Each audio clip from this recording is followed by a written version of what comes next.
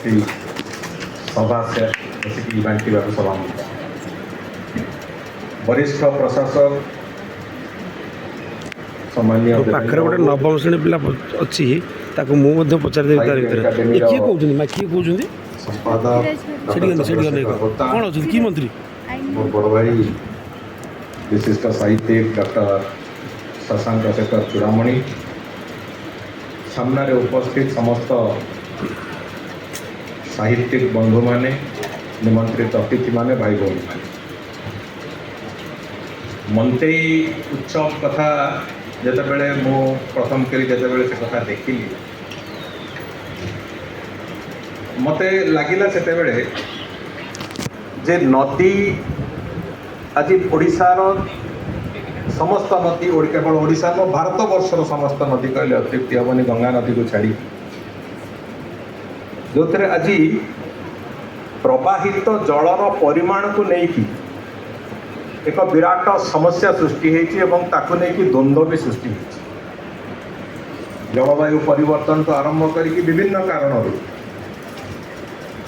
वर्षार अनियमितता हो जल संरक्षण अभाव दृष्टि हो विभिन्न कारण आज नदी मानक जलर परिमाण कमुची एवं नदी माने आज गोटे आशंकित अवस्था आगू चलवा आरंभ कर से समय रे गोटे नदी को आधार करी साहित्य ना रे एकाठी है किंतु तार मूल पिंड होची नदी से नदी को लेकिन जितेबाला चलवा आरंभ हो तार एकमात्र लक्ष्य होची नदी को बंचेवा केमिति आज निश्चित भाव में खाली साहित्य रचना माध्यम नुह कि समय पूर्व मृत्युंजय बाबू निज रचित कविता पढ़ुते